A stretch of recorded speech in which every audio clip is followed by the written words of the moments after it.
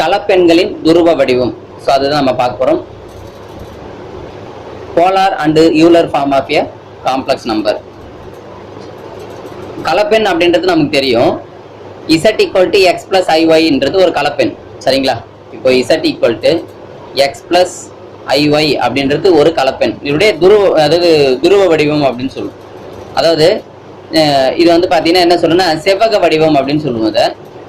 சரிங்களா? இந்த x + iy சொல்றதுல இதை வந்து செவ்வக வடிவம் சொல்லுவோம். அதை நம்ம என்ன பண்ண போறோம், இப்போ துருவ வடிவத்துக்கு நம்ம மாற்ற போறோம். அதாவது போலார் ஃபார்ம், இங்கிலீஷ்ல சொல்லும்போது போலார் ஃபார்ம், தமிழ்ல வந்து துருவ வடிவம் அப்படின்றதுக்கு மாற்ற போறோம். சரிங்களா? அது எப்படி மாத்துறதுன்றத நம்ம பார்க்கலாம். சரிங்களா? இப்போ அதுக்கான வரையறை பாருங்க, டெஃபினிஷன்ல கொடுத்துருக்காங்க பாருங்க. துருவ வடிவம்ன்றது என்ன அப்படின்னு கொடுத்துருக்காங்க பாருங்க. வரையறை 2.6 r மற்றும் தீட்டா ஆகியவை p of x, y என்ற பூஜ்ஜியமற்ற கலப்பெண் z = x + iy இன் துருவ ஆயத்தொலைகள் என்க.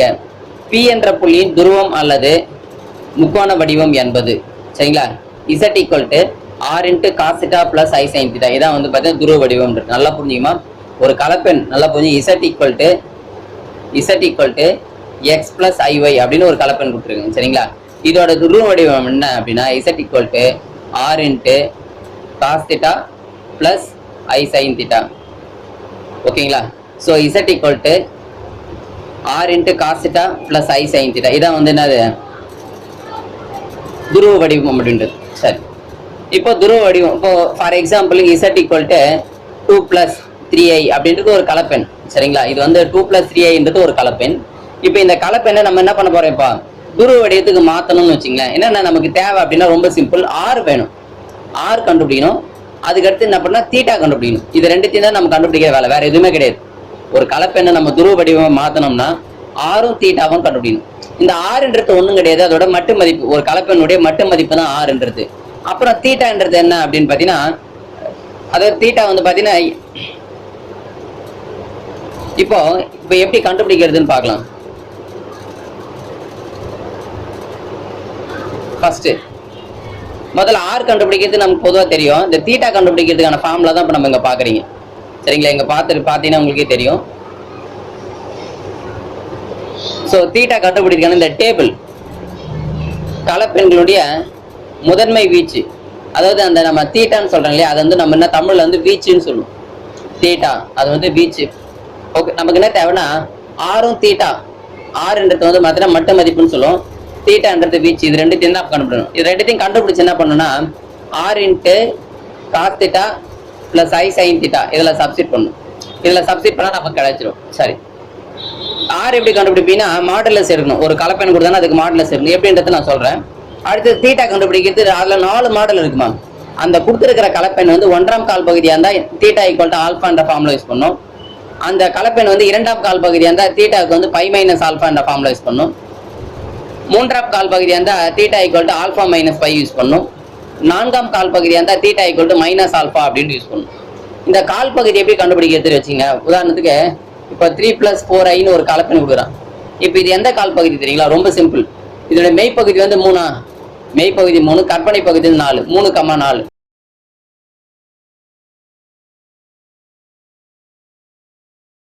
கால் பகுதி. அதுக்கு அடுத்தது x மைனஸ் வந்து y பிளஸ் அந்த 2ஆம் கால் பகுதி, ரெண்டுமே மைனஸ் அந்த 3ஆம் கால் பகுதி. x பிளஸ் இருந்து y மைனஸ் இருந்துச்சுன்னா அது 4ஆம் கால் பகுதி. ஸோ நமக்கு வர கலப்பெண்ணை வச்சே கண்டுபிடிச்சலாம். கலப்பெண் வந்து பார்த்தீங்கன்னா முதல்ல இருக்கிற நம்பர் நம்ம என்ன பண்ணணும், நம்ம x அச்சில் எடுத்துக்கிற மாதிரி எடுத்துக்கணும். ரெண்டாவது ஐ, அதாவது கற்பனை எண் இருக்குல்ல, அதை வந்து y அச்சில் எடுத்த மாதிரி எடுத்துக்கிட்டோம்னா நமக்கு வந்து எந்த கால் பகுதியும் ஈஸியாக கண்டுபிடிச்ச முடியும். சரி, இப்போ சம் போயிடலாம். ஒரு சம் நடத்தினா தான் உங்களுக்கு புரியும். இப்போ அப்படியே சும்மா பேசிக்காக சொல்லியாச்சு. இப்போ சம் பார்க்கலாம். இப்போ சம் பார்த்தா தான் உங்களுக்கு புரியும். சரிங்களா? ஸோ அவங்க விளக்க எடுத்துக்காட்டுக்கு நிறைய சம் கொடுத்துறாங்க, அதெல்லாம் தேவையில்லை. நம்ம டைரெக்டாக எடுத்துக்காட்டு சமுக்கு போயிடலாம். ஃபர்ஸ்ட் எடுத்துக்காட்டு பாருங்க. ஃபர்ஸ்ட் எடுத்துக்காட்டு 2.22 பின்வரும் கலப்பெண்களுக்கு மட்டும் முதன்மை வீச்சு ஆகியவற்றை காண்க. அவ்வளவுதான், இதான் கொஸ்டின். நம்ம என்ன கண்டுபிடிக்கணும், மட்டுன்னா ஆர் கண்டுபிடிக்கணும், முதன்மை வீச்சுனா தீட்டா கண்டுபிடிக்கணும். அவ்வளவு, இது ரெண்டு தான் கேட்கறாங்க. அதாவது அவங்க வந்து துருவ வடிவமே கேட்கல, போலார் வடிவமே கேட்கல. அவங்க கேட்கறது என்ன அப்படின்னா ஆரும் தீட்டாவை மட்டத்தையும் கண்டுபிடின்னு சொல்றாங்க. சரி, முதல்ல 4 சம் கொடுத்துருக்காங்க. 4மே ஒரே கான்செப்ட் தான். எல்லாமே பாருங்க அந்த பிளஸ் மைனஸ் மட்டும் மாறி இருக்கு, மீதி எல்லாமே அதே தான். சரி பார்க்கலாம். ஃபர்ஸ்ட் சம் பாருங்க. √3 + i அப்படின்னு ஒரு கலப்பெண். இப்போ இதோட ஆரும் தீட்டாவும் கண்டுபிடிக்கிறோம். சரி ஃபர்ஸ்ட் மட்டு பாருங்க. மட்டு எப்படி தெரியுமா கண்டுபிடிக்கும்? ரொம்ப சிம்பிள்மா. ரூட் போட்டுக்கணும். ரூட் போட்டு இதோட மெய்ப்பகுதியை ஸ்கொயர் பண்ணிக்கணும். மெய்ப்பகுதி என்ன? √3 ஸ்கொயர் பண்ணிக்கணும். பிளஸ் கற்பனை பகுதி என்ன தெரியுங்களா? ஐயா கூட என்ன இருக்கோ அதான் கற்பனை பகுதி. ஐயா கூட என்ன இருக்கு? எதுவுமே இல்லை. ஐயா கூட எதுவுமே இல்லை, 1ன்னு அர்த்தம். அப்போ 1 ஸ்கொயர் பண்ணி அவ்வளவுதான். பொதுவாக √3 ஸ்கொயர் பண்ணீங்கன்னா ரூட் கேன்சல் ஆகிடும். 3 + 1 ஸ்கொயர் பண்ண 1. அப்போ 3 + 1 வந்து 4. 4க்கு ரூட் எடுத்தா 2. இதான் வந்து மட்டு மதிப்பு, வேற எதுவுமே இல்லை. அதாவது ஒரு கலப்பெண்ணுக்கு மாடுலஸ் மட்டு மதிப்பு கண்டுபிடிக்கும். இதெல்லாம் நம்ம ஏற்கனவே நடத்தியாச்சு சரிங்களா? ஏற்கனவே நம்ம வந்து முன்னாடி எக்ஸசைஸ் நடத்திட்டோம். பட் இருந்தாலும் நம்ம சொல்றோம் ஒன்றும் இல்லை. ரூட் போட்டு அதோட மெய்ப்பகுதி கற்பனை பகுதியை ஸ்கொயர் பண்ணி கூட்டி ரூட் எடுக்கணும், அவ்வளோதான். ரைட். இப்போ நம்ம என்ன முடிஞ்சிருச்சு? மட்டு முடிஞ்சிச்சு. மட்டுன்னா 6. ஆக்சுவலா 6 கண்டுபிடிச்சோம். அடுத்து என்ன பண்ணணும்? நம்ம தீட்டா கண்டுபிடிக்கணும். இந்த தீட்டா கண்டுபிடிக்க முன்னாடி முதல்ல ஆல்ஃபா கண்டுபிடிக்கணும், அப்புறம் தான் தீட்டா. சரிங்களா? முதல்ல ஆல்ஃபா கண்டுபிடிச்சு அதை எடுத்துட்டு போயிட்டா நீங்க தீட்டா ஃபார்முலா அப்ளை பண்ணணும். சரி, முதல்ல ஆல்ஃபா எப்படி நம்ம கண்டுபிடிக்கணும்? அதுக்கு என்ன ஃபார்முலானா tan inverse modulus of 5/x. இதான் ஃபார்முலா ஆக்சுவலா. tan இன்வர்ஸ் ஏன் மாடுலஸ் போடுறேன்னு வச்சுங்களேன். சப்போஸ் இங்க நெகட்டிவ் வந்தா விட நீங்க பாசிட்டிவா எடுத்துக்கணும், மைனஸ் அந்த விட பிளஸ்ல எடுக்கணும். உதாரணத்துக்கு y/x சொல்றாங்களா? yன்றது என்ன? கற்பனை பகுதி தான் y. இந்த கற்பனை பகுதி என்ன சொல்லுங்க பார்க்கலாம். கற்பனை பகுதி என்ன அப்படின்னா ஐயா கூட இருக்கிறதா கற்பனை பகுதி. ஐயா கூட எதுவுமே இல்லை, 1. அப்ப எந்த நம்பருமே எல்லாம் 1ன்னு அர்த்தம். பை ஓகேங்களா? tan இன்வர்ஸ் கற்பனை பகுதி வந்து 1 பை மெய்ப்பகுதி வந்து என்னது? √3. சரிங்களா? அப்ப tan இன்வர்ஸ் 1/√3. tan உடைய எந்த டிகிரி 1/√3மா? tan உடைய எந்த டிகிரி 1/√3 அப்படின்னு பார்க்கும்போது 5/6. அது 30 டிகிரி. tan 30 டிகிரி வந்து நமக்கு வந்து பாத்தீங்கன்னா இந்த ஆல்ஃபா கண்டுபிடிக்கிறதுக்கு இந்த tan இன்வர்ஸ் ஃபார்முலா யூஸ் பண்ணுவோம். அப்ப கண்டிப்பா tan ஓட வேல்யூ நமக்கு தெரியணும். tan 0 டிகிரி தெரியணும். tan 0 டிகிரி 0, tan 30 டிகிரி வந்து 1/√3, tan 45 டிகிரி 1, tan 60 டிகிரி வந்து √3, tan 90 டிகிரி வந்து இன்ஃபினிட்டி. ஸோ நமக்கு மெயினா வந்து பாத்தீங்கன்னா இந்த 30, 45, 60 இது 3 மெயினா தெரியணும். ஸோ அதுக்கு வந்து 5/6. சரிங்களா? ரைட். இப்போ நம்ம கண்டுபிடிச்சது ஆல்ஃபா. ஆனா நமக்கு தேவை தீட்டா வேணும். ஸோ தீட்டா வேணும்னா நல்லா புரிஞ்சுக்க. இப்போ தீட்டா வேணும்னா முதல்ல அது எந்த கால் பகுதின்னு கண்டுபிடிக்கணும். இப்போ இந்த √3 + iன்றது முதல் கால் பகுதியில் அமைவதால். எப்படி முதல் கால் பகுதி சொல்றேன்? √3ன்றது பிளஸ் நம்பர், பிளஸ் ஐன்றது ஐயோட கீழ் வந்து 1, அதுவும் பிளஸ். ரெண்டுமே பிளஸ். சரிங்களா? மெய்ப்பகுதி கற்பனை பகுதி ரெண்டுமே பிளஸ் இருந்தா முதல் கால் பகுதி. சரிங்களா? அப்ப முதல் கால் பகுதினா அப்ப தீட்டா கண்டுபிடிக்கிறதுனா ஃபார்முலானா alpha. Theta equal to alpha. அப்படின்னா என்ன அர்த்தம்? ஆல்ஃபா என்னவோ அதே தான் தீட்டாவும் அர்த்தம். அப்ப ஆல்ஃபா 5/6 அப்ப தீட்டாவும் 5/6. அவ்வளவுதான், வேற எதுவுமே இல்லை. இப்ப நம்ம என்ன கண்டுபிடிச்சிருக்கோம்? மட்டு மற்றும் முதன்மை வீச்சு முறையை. மட்டு வந்து 2, முதன்மை வீச்சு வந்து 5/6. அவ்வளவுதான், வேற எதுவுமே பண்ணல நம்ம. சரிங்களா? தீட்டாவும் 6 கண்டுபிடிச்சோம். சரி, இதை வச்சுக்கிட்டு இப்ப நம்ம போலார் ஃபார்ம் கண்டுபிடிக்க என்ன பண்ணுவோம்? r × r வந்து என்னதுங்க? 2 × cos θ cos 5/6 plus i sin 5/6. இதான் போலார் வடிவம்ன்றது. அவங்க கேட்கல ஆக்சுவலா இந்த சம்ல. பட் சொல்றேன் நான் போலார் வடிவம்னா அப்ப நம்ம கண்டுபிடிச்ச r யும் θ எதுவுமே சப்ஸ்டிட் பண்ணணும், அவ்வளவுதான். ஓகே, இப்போ அடுத்தது செகண்ட் ப்ராப்ளம் பாருங்க. -√3 + i.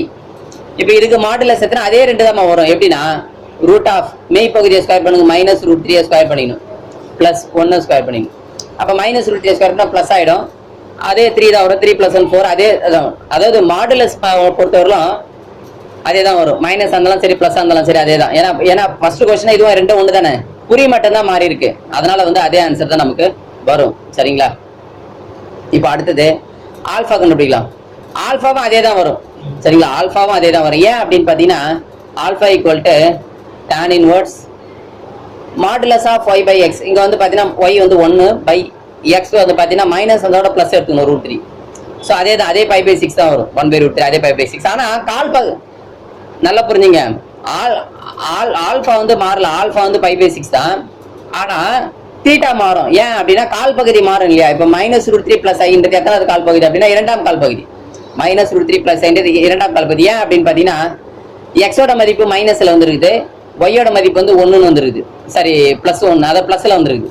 So minus comma plus, அதாவது எக்ஸோட வேல்யூ மைனஸ் ஒய்யோட பிளஸ்னா அது 2ஆம் கால் பகுதி. சரிங்களா? அந்த கால் பகுதியை முதல்ல நல்லா தெரிஞ்சுக்க பாருங்க. நம்ம கிராஃப்ல குறிப்பிடலாமா? கிராஃப்ல வந்து y ஆக்சி x ஆக்சில ரெண்டுமே பிளஸ்ஸா இருந்தது பாருங்க. பிளஸ் கமா பிளஸ்னா முதல் கால் பகுதி, இது முதல் கால் பகுதி. சரிங்களா? மைனஸ் கமா பிளஸ்னா 2ஆம் கால் பகுதி. ரெண்டுமே மைனஸ் அப்படின்னா 3ஆம் கால் பகுதி. சரிங்களா? மூன்றாம் கால் பகுதி. அடுத்தது பிளஸ் கமா மைனஸ்னா நான்காம் கால் பகுதி. ஸோ அப்படி நம்ம சொல்றது வந்து மைனஸ் கமா பிளஸ்ன்றதுனால இது இரண்டாம் கால் பகுதி. இரண்டாம் கால் பகுதி தான். அதுக்கு தீட்டா கண்டுபிடிக்கிற ஃபார்முலா வந்து பை மைனஸ் ஆல்பா. இது எங்க சார் இருக்குன்னா இப்பதான் நான் முன்னாடி சொன்ன ஒரு டேபிள் ஒன்று காமிச்சேன் நானாக. அங்க முதல் கால் பகுதியா இருந்தா கண்டுபிடிக்கிறது ஃபார்முலா சொன்னா அதே தாங்க. முதல் கால் பகுதியா இருந்தா தீட்டா ஈக்குவல் டு ஆல்பா, இரண்டாம் கால் பகுதி இருந்தா theta equal to pi minus alpha. So அப்போ பை மைனஸ் ஆல்பா அப்படின்னும் பை மைனஸ் ஆல்பாவுடைய வேல்யூ பை பை சிக்ஸ்ன்னு கட்டுறோம். அப்போ பை மைனஸ் 5/6. அப்போ இந்த 6 குறுக்கு பெருக்கு பண்ணீங்கன்னா 6 பைல இருந்து ஒரு பை போச்சுன்னா 5 π/6. புரியுதுங்களா? அதாவது பை மைனஸ் 5/6 இருக்கா 1. இப்போ இதை பெருக்கிங்க 1 × 6 6. இந்த குறுக்கு பெருக்கு பண்ணீங்கன்னா 6 பை மைனஸ் 1 பை.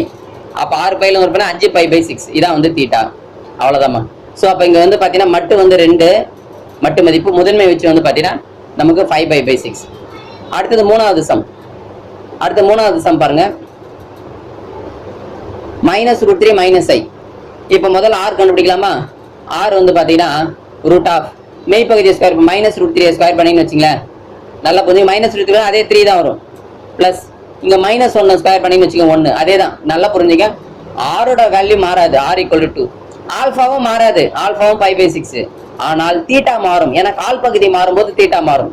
ஏன் ஆல்ஃபாலாம் மாறல அப்படின்னா tan inverse modulus of 5/x. ஏன்னா இந்த மைனஸ் அதோட பிளஸ் தான் போடணும். நம்ம இந்த இடத்துல மைனஸ் ஐன்னு இருக்கு இல்லையா 1 பை -√3 இருக்கு. அப்போ +√3.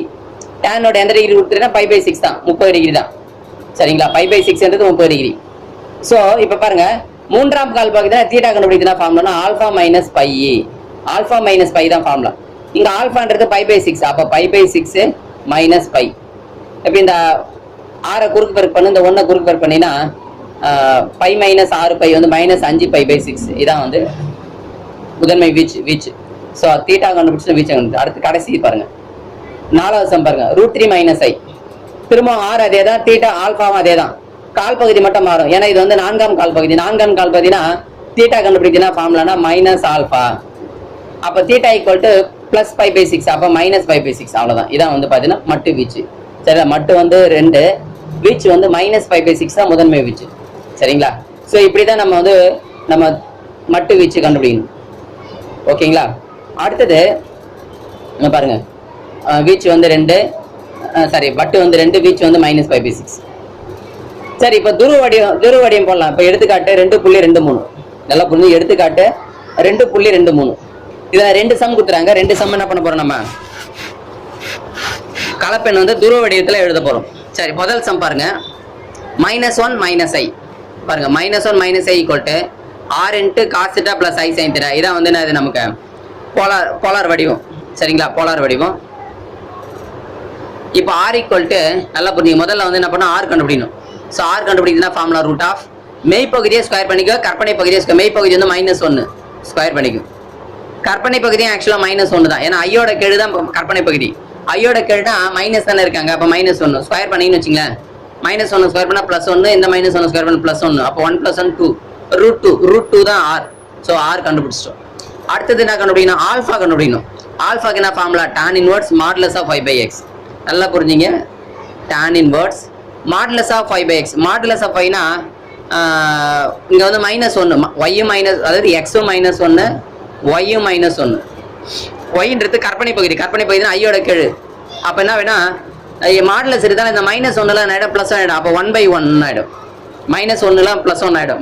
அது 1/1 ஆகிடும் 1. அப்போ டேனுடைய எந்த டிகிரி 1னா π/4 45 டிகிரி. சரிங்களா? π/4. அப்போ ஆல்ஃபா = π/4. ஆல்ஃபா ஆக்சுவலாக நம்ம கண்டுபிடிச்சது ஆல்ஃபா தான் கண்டுபிடிச்சிருக்கோம், தீட்டா இல்லை. தீட்டா எப்படி கண்டுபிடினா எந்த கால் பகுதின்னு கண்டுபிடிக்கணும். இப்போ இது -1, -i ஆக்சுவலாக இது வந்து மூன்றாம் கால் பகுதி. ரெண்டுமே மைனஸ்.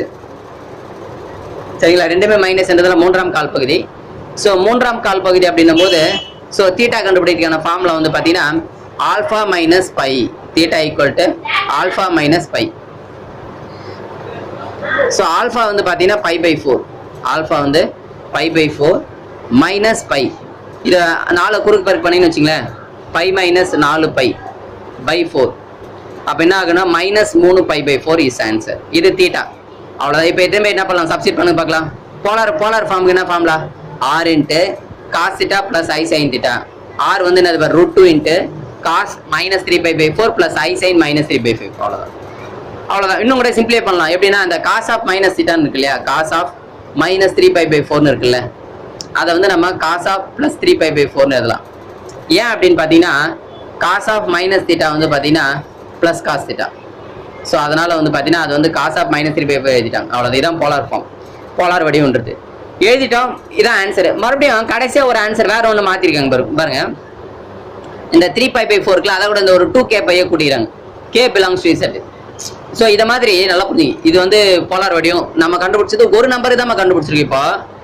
இப்போ -1 -i போலார் வடிவம் கண்டுபிடிச்சிட்டோம். ஆனால் இதே -1 -iக்கு வரக்கூடிய வேற ஒரு போலார் வடிவம்லாம் இதெல்லாம் எப்படின்னா இந்த 2k/ஐ ஆட் பண்ணியிருக்கேன் பாருங்க. இதை வச்சு என்ன பண்ணலாம், கேக்கு 1 கொடுக்குறீன்னு வச்சுக்கலாம். உதாரணத்துக்கு இப்போ இந்த இடத்துல கேக்கு 1 கொடுத்தீங்கன்னா ஏற்கனவே 3π/4 இருக்கு, பிளஸ் கேக்கு 1 கொடுக்கும்போது 2πன்னு ஆயிடுமா, 2k/. அப்போ இது குறுக்கு பெருக்கு பண்ண வரும் 8 11π/4 வரும். அப்போ ஆக்சுவலா அதுவும் வந்து பார்த்தீங்கன்னா இந்த -1 -i போலார் வடிவம் தான். சரிங்களா? இப்போ இந்த -1 -i போலார் வடிவம் வந்து பார்த்தீங்கன்னா இது ஒன்று தான் கிடையாது. இந்த மாதிரி நிறைய எழுதலாம். இந்த மாதிரி நிறைய இந்த 2k/ஐ வச்சுக்கிட்டு கேக்கு வேல்யூ கொடுக்குறத வச்சு என்ன பண்ணலாம், நம்ம நிறைய எழுத முடியும். இது ஜென்ரல்னு சொல்லுவாங்க, அதாவது அதோடைய ஜென்ரல் பொது வடிவம் அப்படின்னு சொல்லுவாங்க. ஆனால் இங்கேயே முடிஞ்சிருச்சு. √2 × cos 3π/5 - i sin 3π/5. அதே மாதிரி இந்த மைனஸ் எப்படி தானே வந்து -i sin 3π/5 எப்படின்னா சைன் ஆஃப் மைனஸ் தீட்டா வந்து பார்த்தீங்கன்னா minus sine theta. So minus sine தீட்டான்றதால மைனஸ் வந்து ஓகே. இதுதான் போலார் வடிவம் முடிஞ்சிருச்சு. அடுத்து செகண்ட் பாருங்க.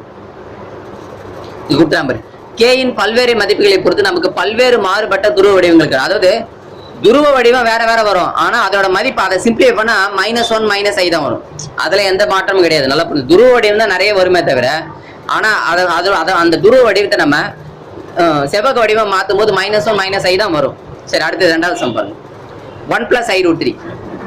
முதல்ல ஆர் கண்டுபிடிச்சலாமா? ஆர் ஈக்குவல் டு முதல்ல அதோட மெய்ப்பகுதி 1 ஸ்கொயர் பண்ணிக்கலாம். 1 பிளஸ் கற்பனை பகுதி வந்து √3 ஸ்கொயர் பண்ணா 3 ரூட் கேன்சல் ஆயிடும். அப்ப 3 + 1 4 4 ரூட் எடுத்தா 2. ஆர் கண்டுபிடிச்சோம். அடுத்து தீட்டா கண்டுபிடிக்கலாம்.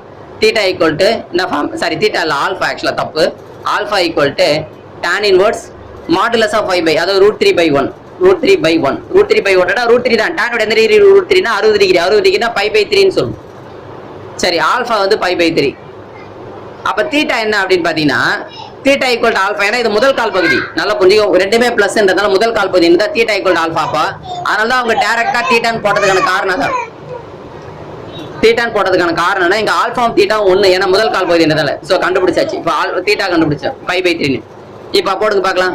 r × cos π/3 plus i sin π/3. அவ்வளவுதாம்மா. ஸோ ஆரோட வேல்யூ வந்து 2. ஸோ ஆரோட வேல்யூ வந்து 2 × cos π/3 பிளஸ் i sin π/3. அவ்வளவுதான். ஸோ இதுதான் வந்து போலாம். சரி, இதுக்கு அடுத்து என்ன பண்ணலாம், அந்த தீட்டா கூட 2k/ஐ கொடுக்கல. இது வந்து பொது வடிவம். இது வந்து பொது வடிவம். சரிங்களா? அவ்வளவுதான். இதான் வந்து துருவ வடிவம் முடிச்சிட்டோம்.